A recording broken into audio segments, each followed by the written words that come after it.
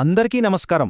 AP జిల్లా court పరీక్ష ఫలితాల కోసం చాలామంది ఎంతో ఆసక్తిగా ఎదురుచూస్తున్నారు కదా. ఈరోజు ఆ ఫలితాలకు సంబంధించిన పూర్తి అప్డేట్ను విశ్లేషిద్దాం. అందరి మదిలో ఉన్న ఆ పెద్ద ప్రశ్నకు ఫైనల్గా సమాధానం వచ్చేసింది. సో ఇక ఆలస్యం చేయకుండా నేరుగా విషయంలోకి వెళ్ళిపోదాం. ఫలితాలైతే విడుదలయ్యాయి, కానీ ఇక్కడొక చిన్న ట్విస్ట్ ఉంది. ఇవి అన్ని పోస్టులకు కాదు, రీసెంట్గా కొన్ని టెక్నికల్ పోస్టులకు నిర్వహించిన కంప్యూటర్ బేస్డ్ టెస్ట్ ఫలితాలను అధికారికంగా అనౌన్స్ చేశారు.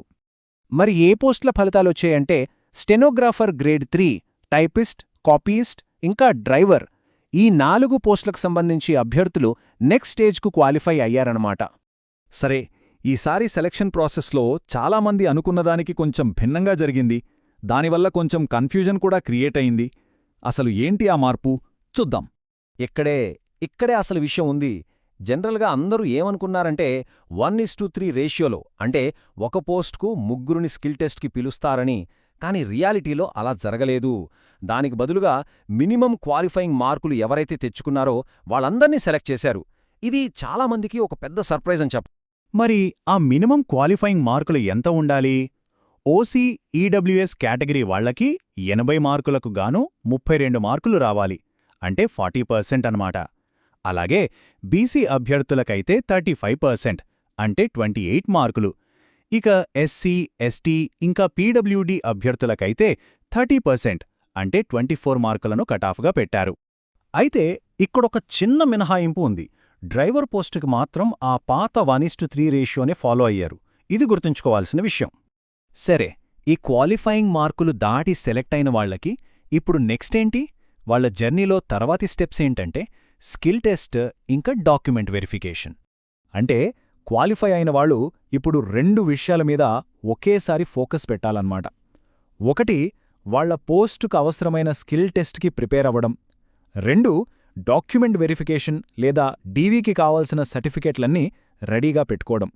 ఇక డాక్యుమెంట్ వెరిఫికేషన్కి ఏమేం పత్రాలు కావాలో ఒకసారి చూద్దాం. ముందుగా అకాడమిక్ సర్టిఫికెట్స్, అంటే మన ఎస్ఎస్సి, ఇంటర్, డిగ్రీ. తర్వాత టెక్నికల్ క్వాలిఫికేషన్స్, అంటే టైపింగ్ లాంటివి. అలాగే 1 నుంచి 10వ తరగతి వరకు స్టడీ లేదా బోనఫండ్ సర్టిఫికెట్లు, చాలా ఇంపార్టెంట్. రిజర్వేషన్ ఉన్నవాళ్లకి క్యాస్ట్ సర్టిఫికెట్. వీటితో పాటు original Aadhaar card, 6 passport size ఫోటోలు, ఇంకా అన్ని ఒరిజినల్స్కి 5 సెట్ల అటెస్టెడ్ జిరాక్స్ కాపీలు. లాస్ట్ మినిట్ టెన్షన్ లేకుండా ఇవన్నీ ఇప్పుడ్నుంచే ఒక ఫైల్లో పెట్టుకోవడం చాలా మంచిది. ఇప్పుడు చాలామంది ఎదురుచూస్తున్న ప్రశ్న, నాన్ టెక్నికల్ పోస్టుల పరిస్థితి ఏంటి? ఆ ఫలితాలు ఎప్పుడొస్తాయి? చూడండి, నాన్ టెక్నికల్ ఫలితాల మీద ఇప్పటికైతే అఫీషియల్ అప్డేట్ ఏదీ లేదు. కానీ మార్కెట్లో కొన్ని అంచనాలు నడుస్తున్నాయి. కొందరేమో ఇంకో 2-3 రోజుల్లోనే వస్తాయని అంటున్నారు. మరికొందరేమో ఈ డిసెంబర్ నెలాఖరులోగా రావచ్చని చెప్తున్నారు. ఇంకొంతమంది అనాలిసిస్ ప్రకారం సంక్రాంతి తర్వాతే అంటున్నారు. సో అఫీషియల్ అనౌన్స్మెంట్ వచ్చే వరకు మనం వెయిట్ చేయాల్సిందే. సరే, ఈ రిజల్ట్ ఎలా ఉన్నా సరే నిరాశపడాల్సిన అవసరం లేదు.